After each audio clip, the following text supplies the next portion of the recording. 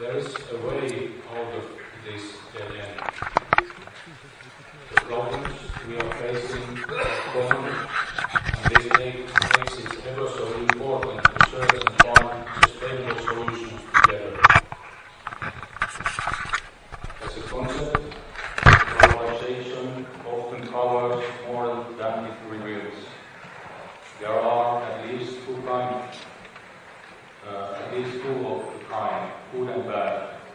The bad globalization has weakened democracy, increased inequality and poverty. It has caused poverty from the people and their elected parliaments to big business, international banks and investors. This dark globalization has driven the whole current economic model into a dead end. We are often told about the freedom it offers, but too often it means destruction. The freedom of the fox in a hen house. There is a worldwide movement against globalization that has opened people's eyes to see the unsustainability of our current economic model. Millions of people are on the move, and it is of utter importance to reveal the flaws of the model that centralizes both power and wealth. This is not enough though. We need more. We need real, tangible, social and political options and a roadmap out of this dead end. In big picture, our current situation, humanity as a whole using natural resources beyond their rates of renewal, while leaving hundreds of millions of people without the basic needs of food and clean water, is a scary example of that imbalance.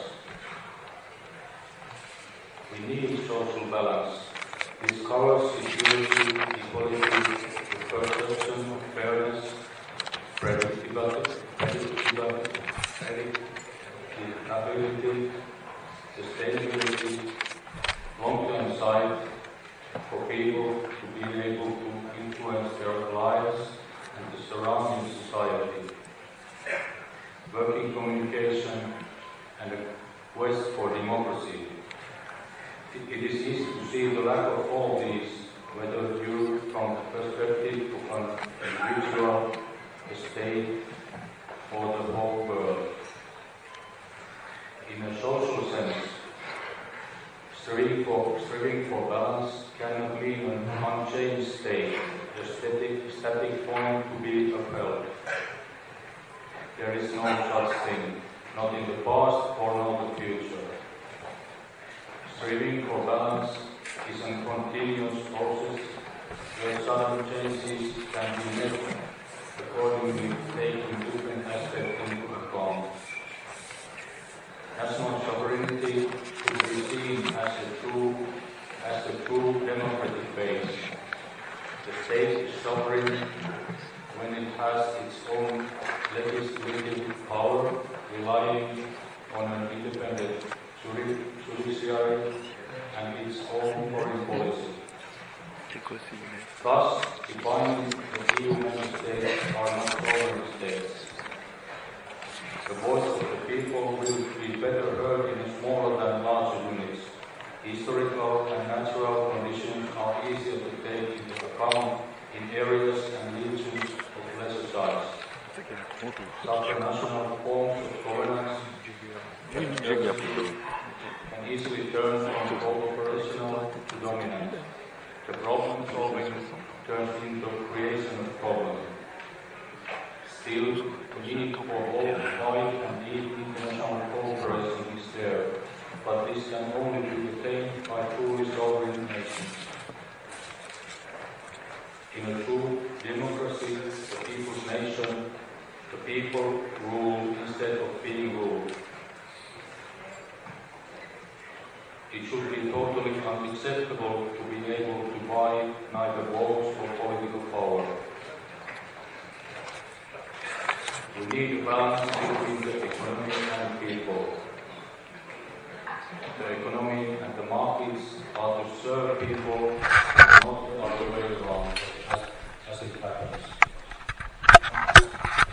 The production of goods and services used to increase our well-being, but not anymore.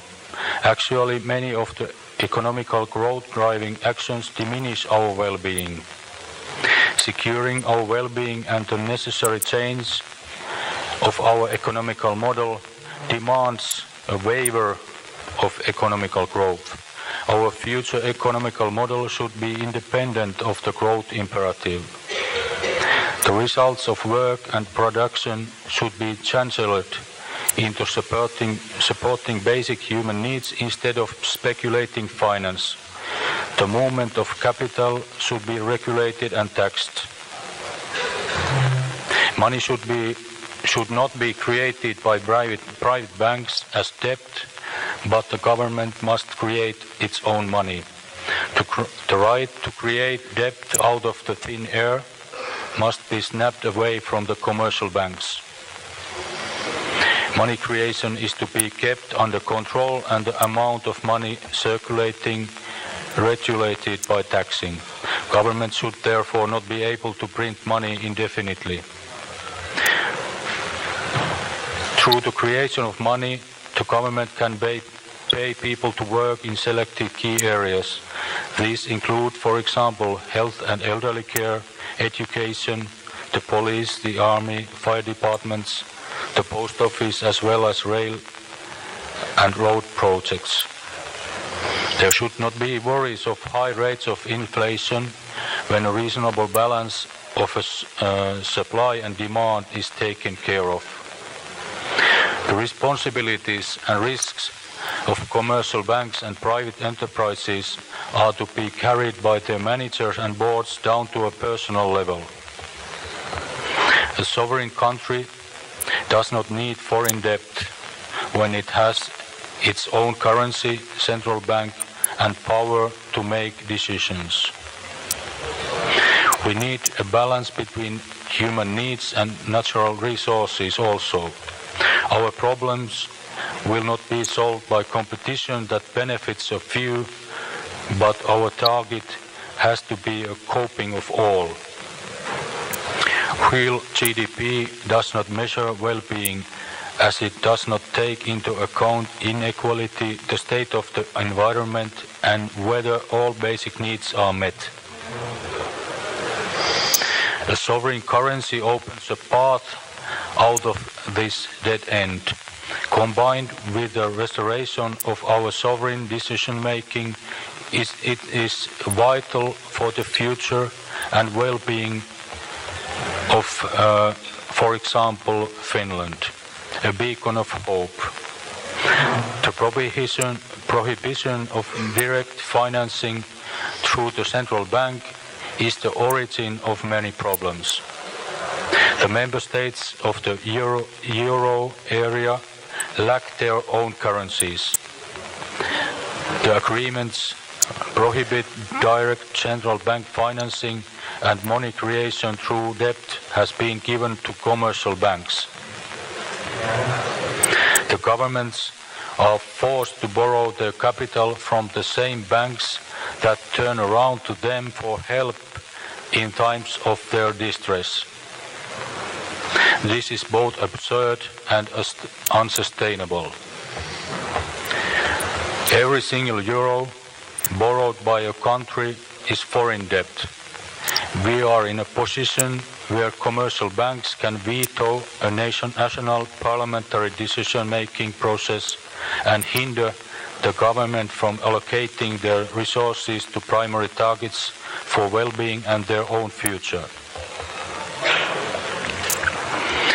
Both the width of margins and amount opportunities have diminished considerably under the Euro and EU treaties. The dead end is getting increasingly deeper. It's a matter of direction. Democracy is a goal worth striving for even when it stays unattainable in perfection. The same applies for the broad social development.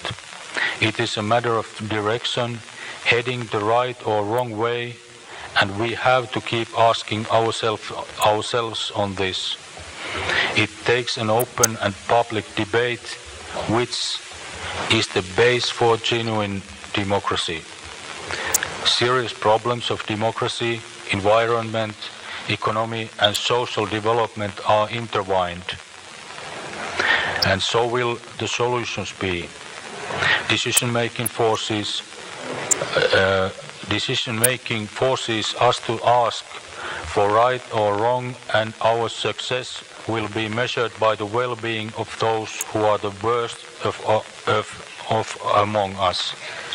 New tasks will ask for new tools. Our citizens need tools of change.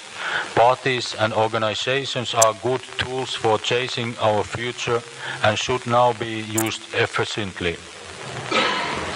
The battle for restoring sovereignty and independence cannot be lost. It will continue until victory stands. The fight for justice and democracy is persistent. We are amidst a struggle between a political and financial elite's oligarchy and the people's power. It is important to have it take place without violence, and there is no doubt of the final victor. Oligarchy has to give way when an increasing number of citizens come to see the situation as it is and take action for change. Thank you. Ευχαριστώ. Kiitos.